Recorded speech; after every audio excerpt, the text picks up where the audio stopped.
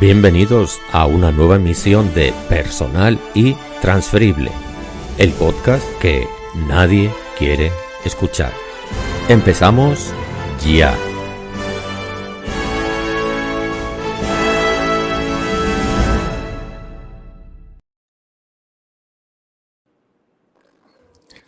Saludos cordiales y bienvenidos a un nuevo episodio de Personal y Transferible, el podcast que nadie quiere escuchar.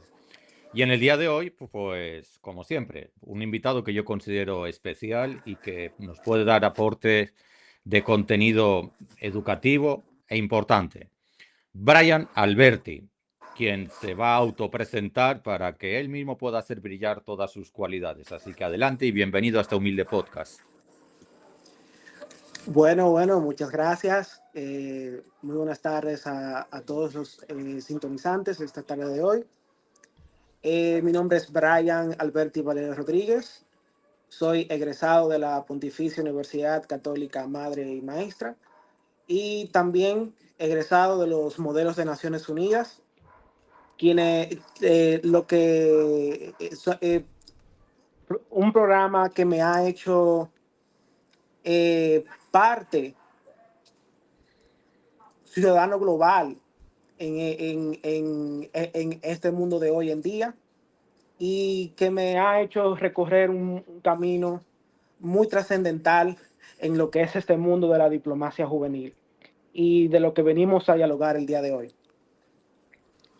Fantástico, mejor presentación imposible. Antes de entrar en materia, y para quienes se están conectando en tiempo real a través de YouTube, LinkedIn, Twitter, decirles que tienen el chat habilitado para que puedan interactuar con nosotros, bueno, más que conmigo, con nuestro invitado, y para que le puedan preguntar pues cualquier inquietud. No hay límite, el único límite es el del respeto y el del elemental sentido común. Así que si están conectados en tiempo real, aprovechen la ocasión, que yo creo que vale la pena. Y para ir conociendo mejor esto que acabas de mencionar, el modelo de las Naciones Unidas. Para los que no sepan nada de este tema, ¿qué es el modelo de las Naciones Unidas y por qué se van vinculando a centros educativos de secundaria e incluso de universidades? ¿Qué es y cómo funciona? Bueno, el modelo de las Naciones Unidas es un programa que viene desde primaria, secundaria y también desde las universidades. Y es un programa que viene llevado a cabo para que los jóvenes simulen las comisiones y organismos oficiales de las Naciones Unidas, de la Organización de las Naciones Unidas, todos los organismos oficiales, pero que lo simulen a un sentido totalmente original, que como fuese las Naciones Unidas, que son cuando lo simulan, son realmente totalmente funcionarios en el acto de simulación. Se hace a partir de, supongo que de hipotéticos casos prácticos que se deben estudiar, llevar a estudios y después se simulan las comisiones, las asambleas y todo esto. Tu experiencia entiendo que ha sido muy intensa porque tú fuiste miembro fundador de ese modelo de Naciones Unidas en la universidad en la que tú estudiaste tu carrera. ¿Qué tipo de aprendizaje personal te dejó esa experiencia? Porque no fuiste un simple miembro, es que tú fuiste fundador. Entonces yo entiendo que todo fue como el doble de intenso. Cuéntanos esa experiencia. Sí, bueno, muchas gracias por la pregunta, maestro. Sí, soy el presidente, fui el presidente fundador de la Pucamaima Muners Association del campus de Santiago, también de Santo Domingo. Para mí fue totalmente un honor y más que un honor, para mí fue toda una inspiración que nació desde adentro. Fue todo un esfuerzo llevado a cabo. Recuerdo que en los años 2019, yo no contaba, no, en el 2018 todavía, yo tenía la idea en la mente, todavía no contaba con apoyo. Yo iba a las asociaciones y todavía yo no contaba con apoyo de los estudiantes y de la comunidad estudiantil. Ellos no concebían la idea, nadie sabía lo que era un modelo. Eh, yo trataba de difundir el mensaje en la comunidad y todavía la gente no creía en mí, pero yo sí seguía creyendo en la idea y en el impacto que eso podía tener, porque en fin y al cabo yo lo que quería era llevar un mensaje. Eso era lo que yo quería. Y yo recuerdo que fui donde usted, yo hablé con usted, no sé si usted se recuerda. No, pero para eso estás tú, para recordármelo. Sí, yo hablé con usted, hablé con el decano, que cuando eso era el señor Eduardo Reynoso, que le tengo mucha estima y le tengo mucho agradecimiento porque sin él eso no, por gran parte, eso no hubiese sido posible. Y, y entonces, nada, yo empecé en una asociación de estudios internacionales. Cuando eso, yo era prepa, cuando eso, en la universidad, y no me fue tan bien en esa asociación. No me fue tan bien. Y entonces no tuve tanta acogida, y para ser sincero, para ser honesto. Y nada, yo hablé con Eduardo y él me dijo a mí, no, Brian, no se preocupe, usted tiene todo mi apoyo y vamos a tratar de que ya, eh, vamos a tratar de que para la próxima usted haga la suya propia y que cuente con apoyo. Entonces, nada, para cuando entró la promoción del 2018-2019, que fue en el 2019 por ahí, yo fui donde estaba la promoción. Ellos estaban entrando como estudiantes nuevos y le llevé la idea de la asociación y a ellos les encantó, una gran mayoría, y fui hablando con nuevos jóvenes y gracias a Dios pudimos impactar a una gran mayoría de jóvenes y con todos los jóvenes que yo hablé como con 50 jóvenes, profe, cuando, cuando eso. Entonces yo me enfermé, oiga cómo fue todo eso, yo me enfermé y yo creía imposible lograrlo porque me enfermé. Y yo después de eso llegué gordo a la universidad porque yo era flaquito. Pero entonces, cuando llegué de nuevo a la universidad, yo me puse a lo mío. 2019-2020 fue entonces que le dimos maduro. Entonces en el 2019 llegó Noelia, que le tengo mucha estima, le tengo mucha admiración, mucho agradecimiento a Brian Vázquez, a Corani y Delisa, llegó también, ¿quién más? Pamela. Entonces, ese grupo de jóvenes que le tengo tanto agradecimiento hoy en día fue, fue el lifeline para darle un impulso a la idea. Entonces nosotros fuimos al decanato a, eh, a manifestar la intención de formar la asociación formalmente. Y entonces ya para el 2020, que fue cuando llegó la pandemia, ahí nosotros ya la formamos. Y de ahí en adelante fue trabajo duro y gracias a Dios, de ahí para adelante, profe, mire, yo le aseguro a usted que no hubo un proyecto que no se diera, profe. Eh, Sigo preguntando desde la más genuina ignorancia. Ajá, Este tipo de asociaciones como la que tú fundaste, ¿tienen ajá. algún vínculo operativo con la ONU o solamente les copian el nombre y la filosofía y ya está? No, no tiene ningún vínculo con la ONU. Realmente nosotros lo que tratamos es de hacer el trabajo lo más similar posible a las Naciones Unidas, lo más similar posible. E incluso cuando hacemos, incluso el logo de la asociación, tratamos de llevarlo a un departamento de copyright y de propiedad intelectual, que lo estudien, todo eso se estudia. Que sea similar, pero que también respete los derechos de propiedad intelectual y conexos. Todo eso se Perfecto. estudia. Sí. Perfecto. Yo creo que tenemos una buena ocasión para explicarle al público en general cómo Ujú. funciona la ONU, porque pasa lo siguiente.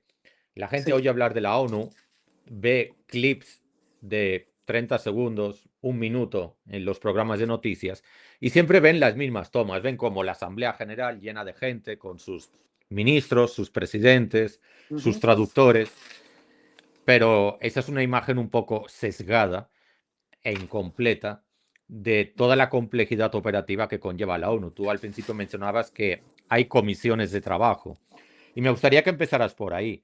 ¿Qué es una comisión de trabajo en la ONU? ¿Cómo cuántas hay? Eh, ¿Qué tipo de poder decisorio tienen? Eh, Más allá de ese, insisto, de ese cliché de la Asamblea General que se reúnen, qué sé yo, una vez al año, dos veces al año, y después, ese es otro tema, veremos qué tipo de poder tienen, porque últimamente parece que estamos viviendo unos tiempos donde la ONU parece, qué sé yo, un club de turistas donde ven la actualidad internacional y aparte de aplaudir o lamentarse, creo que pocas cosas pueden hacer. Pero en fin, ilumínanos un poco en esa línea. ¿Qué es una comisión de trabajo de la ONU? Bueno, maestro, muchas gracias por la pregunta. Y el poder que tiene, eh, un poder soberano, digamos que no se limita más allá al poder de los pueblos, a los signatarios, los países que están firmando el tratado con la ONU, que es la Carta de Naciones Unidas. Eh, ¿Cuántas comisiones tiene la ONU? Bueno, para eso vamos a hablar de la estructura de la ONU. La ONU está compuesta por la Asamblea General, que tiene funciones y poderes que se componen por sesiones. La ONU tiene un Consejo de Seguridad, que tiene funciones y poderes, que tiene tribunales y cortes. La ONU tiene un Consejo Económico y Social que se llama el ECOSOC, que eso es parte también de eso es independiente, ese consejo es independiente, si no me equivoco. Y también tiene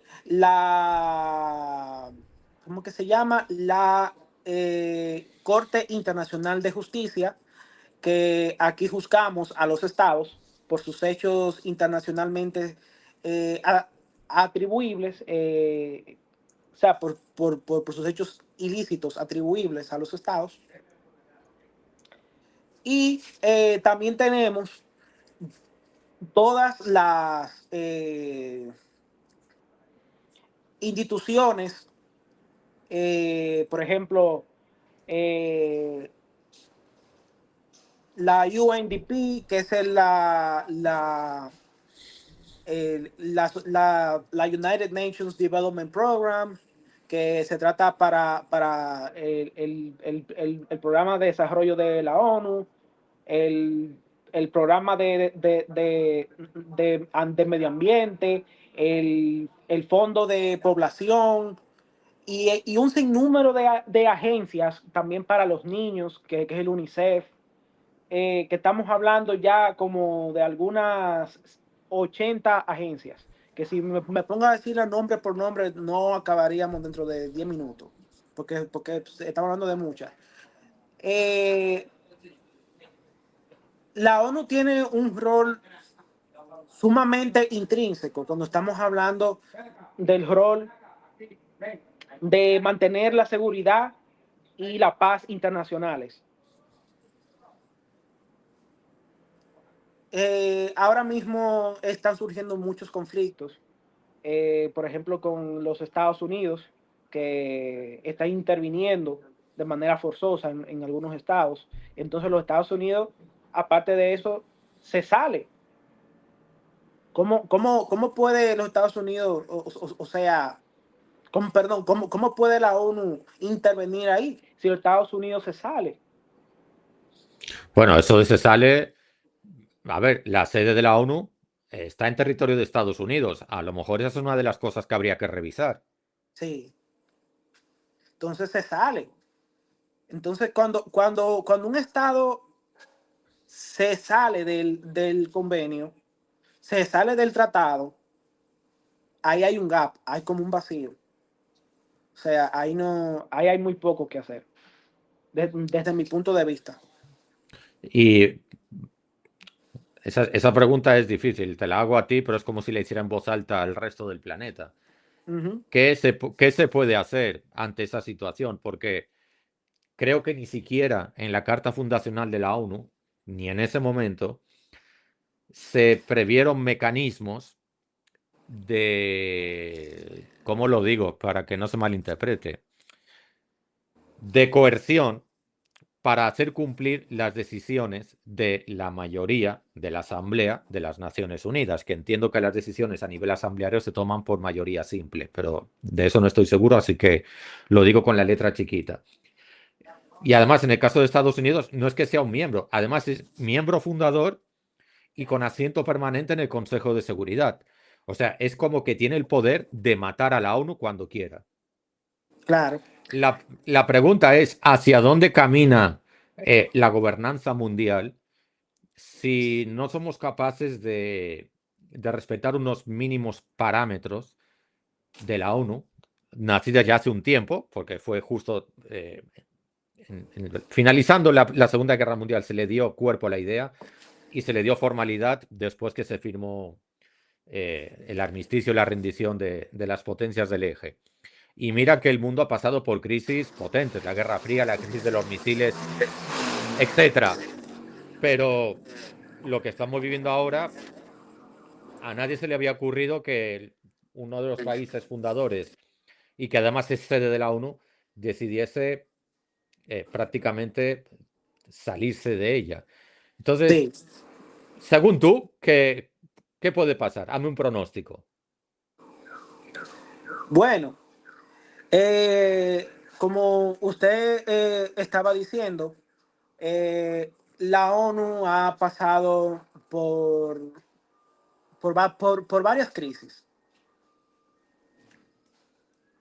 Eh, ha pasado por la Segunda Guerra Mundial, por la Guerra Fría, por aumento de conflictos regionales. Ahora mismo del 2010 a los 2020, por mundo multipolar, interdependiente y con retos globales como la migración, crisis climática, la desigualdad. Yo mismo entiendo que ahí lo que podría pasar es hacer una ligera reforma Por para tratar ejemplo, esos vacíos. a mí se me ocurre que de las primeras cosas que habría que hacer es que la ONU debería tener una sede rotativa, Ujú. cada 4 años en un país diferente y de un continente diferente. Sí. Y si eso no es factible, porque también entiendo los costos operativos son bestiales, pues ponerla en un país, qué sé yo, que tenga una cierta tradición de neutralidad. Por ejemplo, se me ocurre Suiza, por ejemplo. Y no es que yo esté, no es que sea yo partidario de especialmente simpatizante de los suizos, pero es que en la actualidad yo creo que cualquier otro país ofrece más garantías y más respeto a la ley que los propios gobernantes de los Estados Unidos en la actualidad. En unos Estados Unidos post-Trump, pues no sé, habrá que ver, pero en la actualidad es jugar a la ruleta rusa permanentemente. Pero más allá del cambio de sede, yo entiendo que también habría que hacerle una revisadita medianamente profunda a los estatutos. Bueno, si eso sucede, habría mayor representación global, reducción de centralismo e incluso impulso económico local, si a eso nos vamos.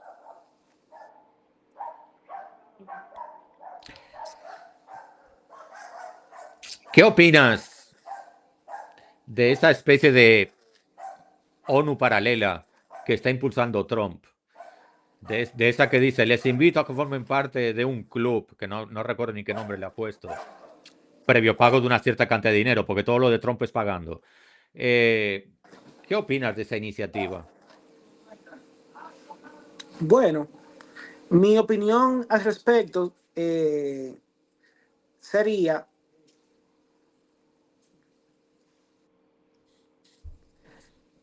Usted sabe que eso se intentó una vez. Eso se intentó. No es la Pero, a primera vez ver, que eso lo han hecho. es, cada intento de estos es como una declaración de inutilidad de la ONU, porque eso es Sí. lo que uno lee, es lo que uno puede inferir. O sea, ya tenemos un organismo supranacional que aglutina a todas las naciones. ¿Para qué queremos otro? Ujú. La idea de Trump de una liga del hemisferio en América, o sea, busca reforzar la influencia de Estados Unidos en América Latina, pero genera controversia. O sea, algunos lo ven como una oportunidad de integración hemisférica, pero lo interpretan como un intento de control político y también militar. En ese caso, yo diría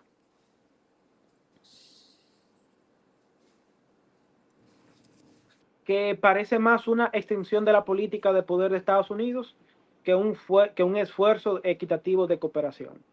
Para que eso funcione, tendría que garantizar neutralidad y respeto a la soberanía y beneficios compartidos.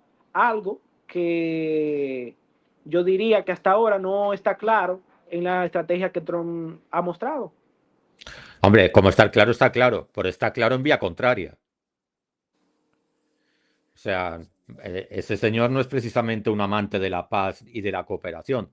Es decir, él entiende que la cooperación es sumisión y obediencia. Esa es la cooperación que él quiere.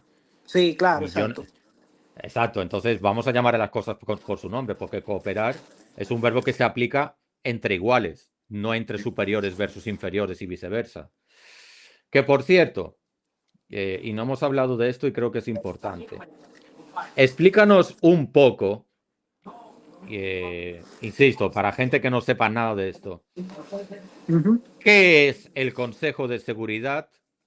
¿Cómo funciona? ¿Qué atribuciones tiene? Porque se habla mucho de eso en los programas de las noticias, siempre se habla de Consejo de Seguridad. ¿Quiénes componen el Consejo de Seguridad? ¿Qué hacen? ¿Qué deciden? En fin, ilústranos un poco. Bueno, maestro, cuando hablamos de consejos de seguridad, tenemos que situarnos sobre lo que son los conflictos mundiales. Y aquí nos vamos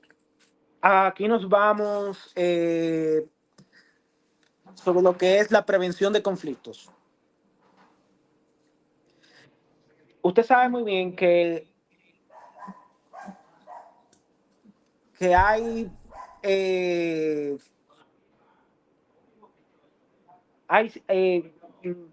hay países que tienen derecho al veto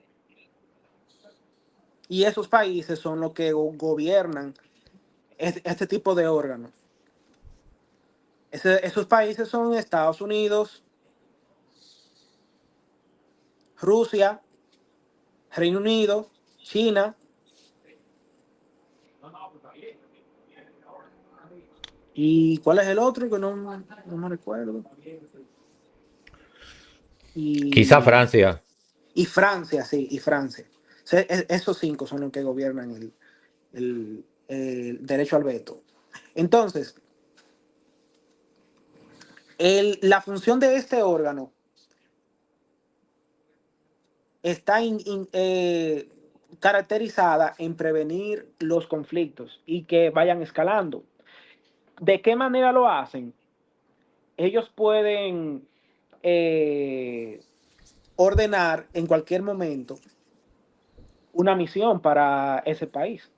Pa- ¿Usted ha escuchado los cascos azules de la ONU? Ajá, los peacekeepers. Eh, es en este órgano que mediante una resolución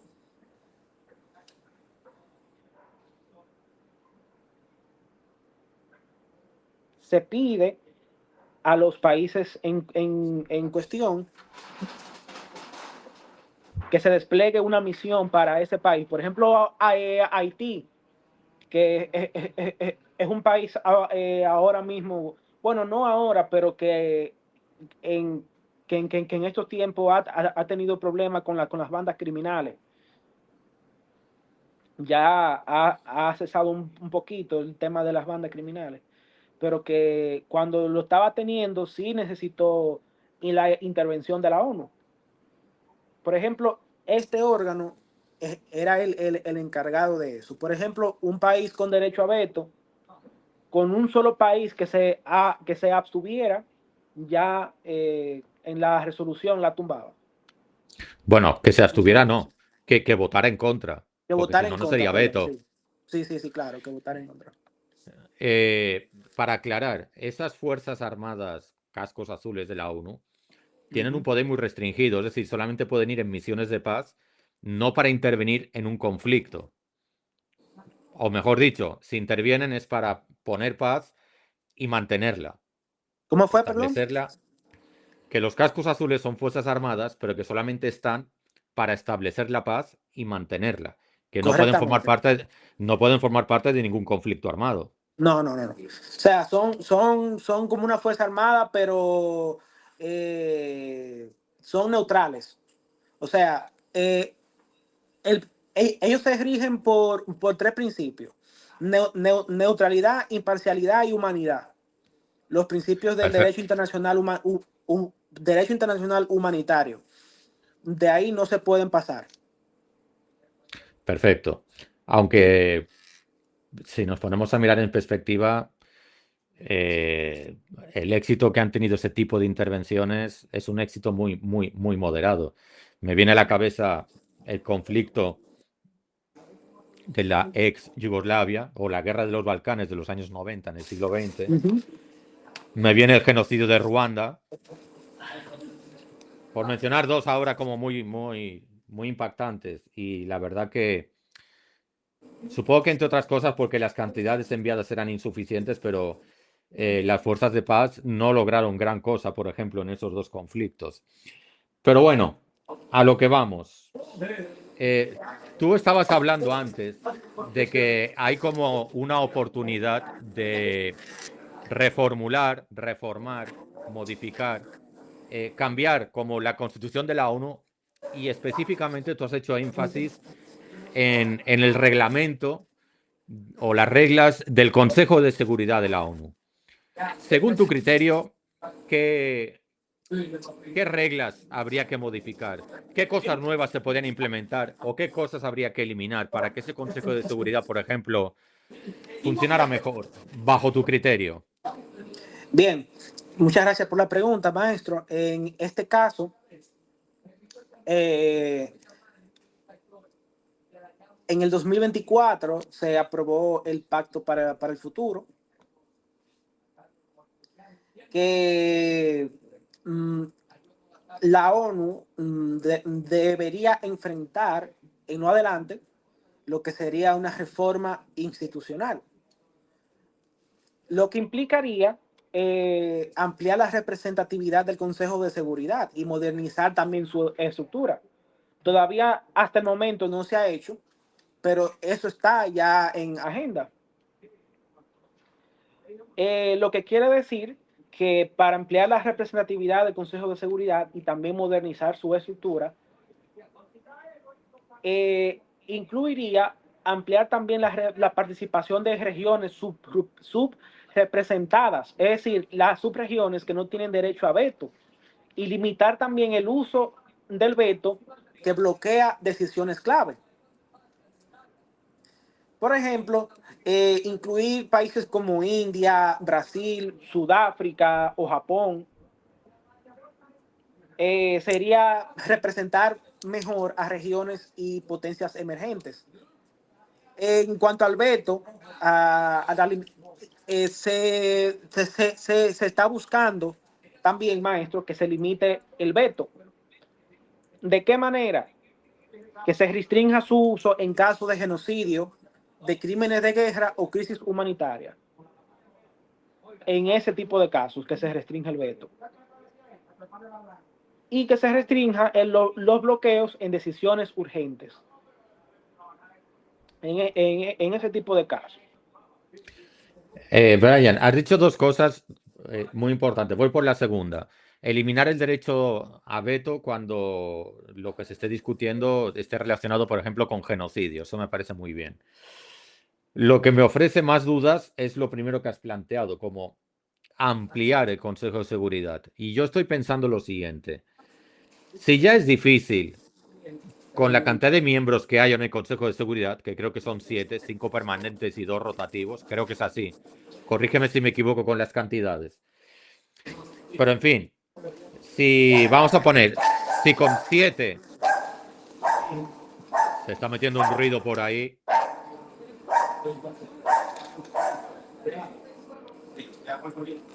Sí. ¿Me decía, perdón? Es que estoy escuchando más al perro que a ti. Espérese, dame un momento.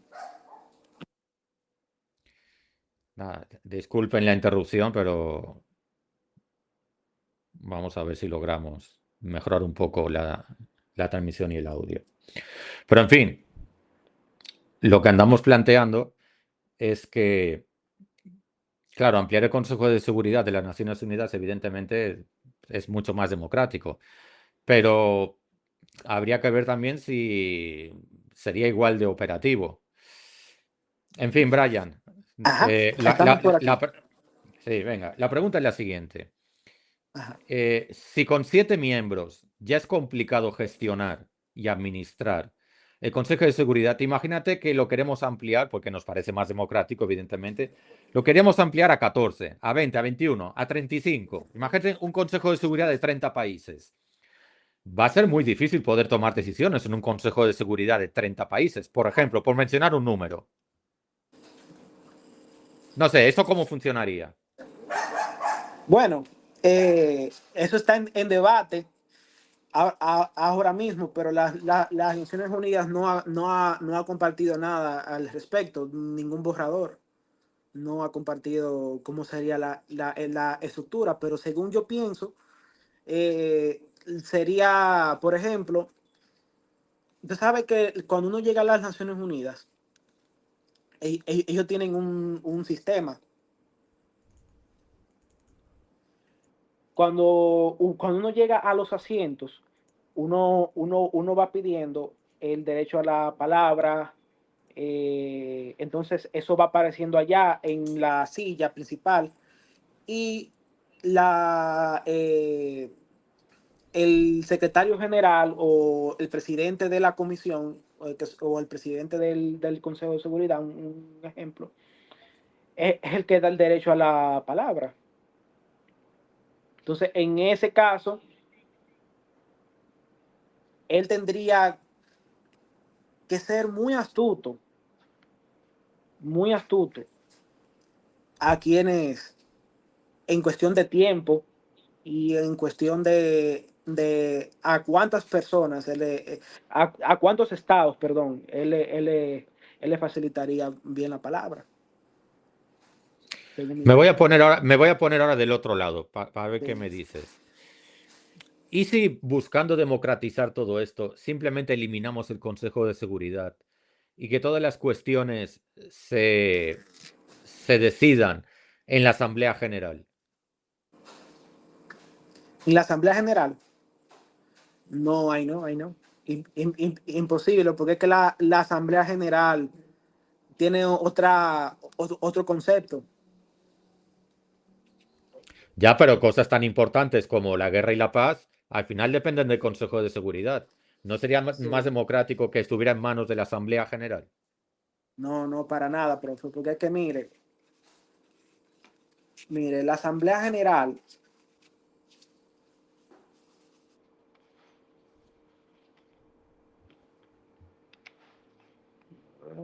mire, aquí le tengo, mire, esto lo traje yo de la Nación Unida, la vez que fui, la última vez que fui. El artículo 11 de la Carta de las Naciones Unidas considera a la Asamblea General,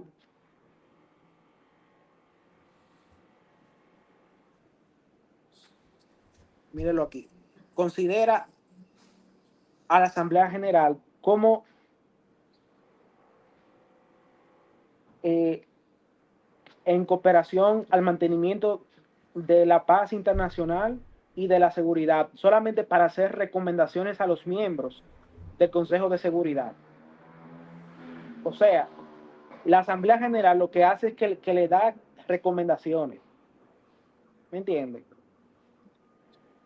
La Asamblea ofrece consenso en asuntos difíciles. Claro, Más bien sí, perdón que te interrumpa. Claro, esto según el reglamento actual. Por ahora tú y yo lo que estamos debatiendo es qué cosas del reglamento se podrían cambiar para que funcionara mejor.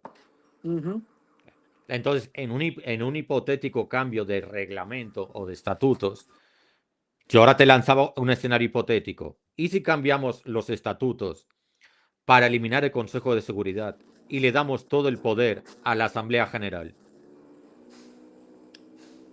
bueno, sería interesante la propuesta. Solamente sería cuestión de evaluarlo y ver en materia de logística cómo sería. Como mínimo, Eh, más democrático sí que sería. sí, claro, ver cómo sería en la realidad. Si sería más práctico hacerlo así. En Segunda realidad, cuestión, claro, eliminar el derecho a veto, por sí. supuesto. Y Eso lo la tercera, eliminaría por completo. Eso lo eliminaría por completo. y la tercera, y algo muy delicado, Ujú, fortalecer la Corte Penal Internacional. ujú. Fortalecerla es darle más recursos económicos, darle más recursos humanos y darle la estructura legal necesaria para que los crímenes de lesa humanidad, los de genocidio, en fin, los que tú estabas mencionando hace un rato, no puedan quedar impunes de ninguna manera, que yo creo que al final es un buen camino para prevenir ese tipo de crímenes y prevenir las guerras, porque nos está creando un mundo en pleno siglo XXI que está dando pena.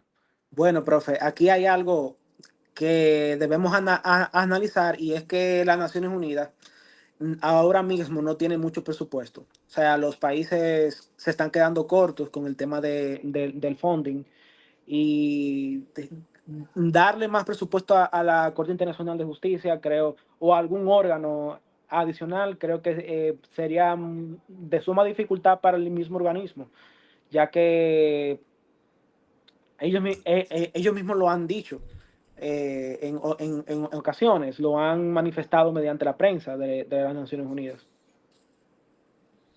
Claro, es que al final hay una Sí, situación que es un poco hipócrita. Y es que yo quiero quedar bien y decir que pertenezco a la ONU y que soy amante de la paz, pero sí. no le quiero dar dinero para eso. Entonces, si no le quieres dar dinero para eso, a lo mejor es que esto no te interesa. Hablemos claro. Porque Bueno, cuando algo ahí son interesa, los países que no están dando. Sí, cuando algo interesa, el dinero aparece. sí. Entonces, ¿qué es lo que sucede? Según he analizado, los presidentes lo que se están quejando es como que no, o sea, hay una falta como de credibilidad que se está manejando internamente. Eso lo ha manifestado el presidente de los Estados Unidos, Donald Trump, y entre otros presidentes que me limito a decirlo por esta vía. No te preocupes, yo Eh, soy más valiente que tú. Mira, si a Donald Trump le parece que la ONU no tiene credibilidad, imagínate la credibilidad que puede tener él. sí, sí, sí. Entonces, esos son puntos que la ONU debería de considerarlos, a ver si se trabajan, porque si, bueno, Bukele también es uno que lo ha dicho. Hombre, si el monaguillo de Donald Trump dice lo mismo que él, a ver, Sí, entonces son cuestiones que aunque yo sea un ciudadano global, que sea un egresado de los modelos de Naciones Unidas o que me considere una persona amante o entusiasta a las Naciones Unidas, eso no significa que yo oculte la verdad. Yo tengo que decir las cosas como son. Hay una crisis en las Naciones Unidas ahora mismo, de credibilidad económica. Entonces, hay que ver qué es lo que está pasando. Entonces, ellos ahora mismo le están dando mucha atención al tema de la juventud. para como tu address, el tema de la crisis que están teniendo, o sea, para enfrentar la crisis que están teniendo, ellos han considerado eso. Pero creo que esa eso no sería como el punto clave de darle al tema. El punto clave para darle al tema sería darle a los países lo que ellos quieren. Ese principio que yo le estoy diciendo, eso nunca falla. A los países hay que dar lo que ellos quieren, porque en materia de mediación hay que ser neutro, pero las partes también quieren. No sé si me explico. No, Quieren. no estoy seguro de estarte entendiendo, porque eso de darle a los países lo que quieren, en fin, siempre y cuando que lo que quieran sea compatible con la Declaración Universal de los Derechos Humanos, por ejemplo. Sí, claro. Bueno, no sé si me logre entender, pero en el tiempo eso me dará la razón. Lo que quiero decir es, si Donald Trump se queja, por ejemplo, él dijo que las Naciones Unidas lo que crea es más problemas. Eso fue lo que él dijo. Pero a ver, el hecho de que él Que lo diga no significa necesariamente que sea cierto. no, pero que sea un órgano, por ejemplo, o sea, que busque que en, que en los mecanismos en sus mecanismos alternos de mediación de conflictos tenga un mecanismo, o sea, tan efectivo que ellos mejoren ese mecanismo de tal manera que los presidentes queden encantados. ¿Me entiendes? ¿Qué A quiero mí decir esto con que eso? tú me dices, Brian, me parece peligroso. Porque al fin y al Sí. cabo la ONU está compuesta por países que tienen jefes de Estado y representación, y no todos ellos entienden la democracia y la transparencia de la misma manera. Entonces tú me estás poniendo de ejemplo a Donald Trump, que no es precisamente un ejemplo de búsqueda de paz, cooperación y separación de poderes. Entonces, eh, eso de que hay que darle a los países lo que piden, cuidado, No, cuidado, claro que porque sí, claro que sí. la historia está llena de ejemplos de países que querían cosas que eran Bien, incompatibles con la paz. bien. Lo que quiero decir es, no es darle cosas incompatibles con la paz. Lo que quiero decir es que, que las balanzas estén no equiparadas, pero lo más próximo. Es lo que quiero decir, pero no posiblemente no de la manera que ellos quieren, pero que queden satisfechos, por lo menos una mayoría. No sé si me doy a entender. Para estar seguro de estarte entendiendo, vamos a intentar poner un ejemplo práctico. En la situación actual internacional, año 2026, Sí, ¿qué cosas habría que darle a Estados Unidos, a Rusia o a Israel, por mencionar tres que ahora están liando una bastante gorda en el planeta? ¿Qué cosas habría que darles para que todos pudiéramos tener paz?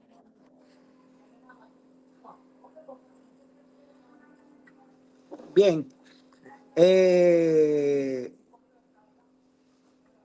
en este caso, a Rusia,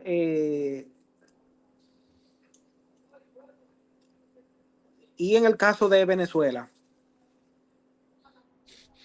Perfecto, pues hablemos.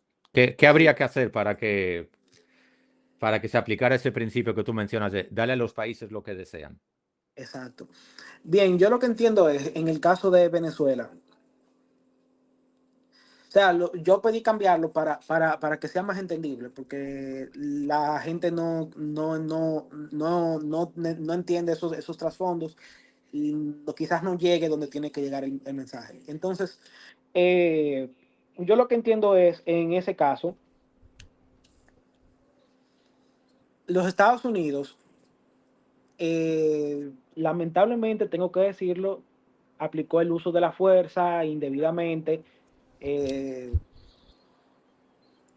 Traspasó los límites, entró a la República Bolivariana de Venezuela, se llevó a su presidente ilegítimo, que era el presidente Maduro, eh, por el hecho que todavía no lo han determinado si fue verdad que cometió los hechos ilícitos acusado de narcoterrorismo, no se sabe. Hay que esperar que pase el juicio. Pero en el caso hipotético de que hubiese sido verdad, y tenía la razón, eh, como quiera, lo hizo mal. Pero ¿qué sucede? Hay un caso de los años 1840 por ahí, que yo me lo estudié muy bien, que tiene que ver con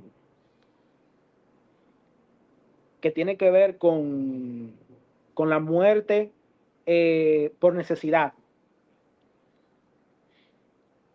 Iba un sailor, o sea, un marinero con con 4 personas en el barco, en un yate.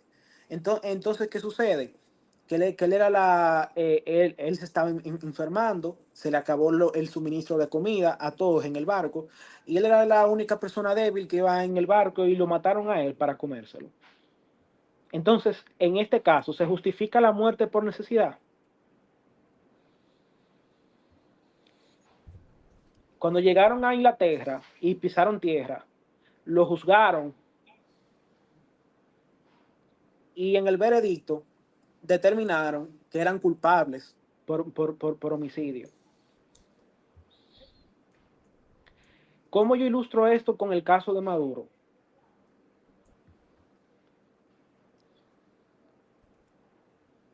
Sencillo.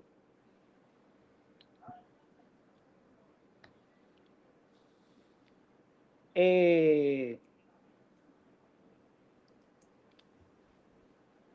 Era necesario el uso de la fuerza para quitar una dictadura aspérrima que estaba eh, atormentando al pueblo de Venezuela. O sea, que mire los pros y también mire la contra. No sé si me doy a entender. O sea, ellos, ellos utilizaron el uso de la fuerza, pero también con ese uso de la fuerza se justifica la necesidad de quitar una dictadura. Desde Eh, esa jurisprudencia inglesa. yo no habría puesto ese ejemplo por muchas razones que ahora no tengo tiempo de explicar, pero Sí. uno de los argumentos que yo utilizo para decirte que de momento no es un buen ejemplo es que el caso aún no está cerrado. De hecho, el régimen sigue. Uh-huh. Delcy formaba parte del régimen y sigue gobernando Venezuela. Y eso de que el interés era la paz y la democracia, yo eso de momento te lo cojo con pinzas y bajo sospecha, porque a mí me parece que el interés era el petróleo venezolano. Pero ojalá, deseo de todo corazón estar equivocadísimo y que realmente sea eso que tú estás diciendo. Pero Sí. a fecha de hoy no me lo creo. Igualmente, te agradezco tus explicaciones, me parece muy interesante todo lo que estás diciendo y, Gracias. Okay.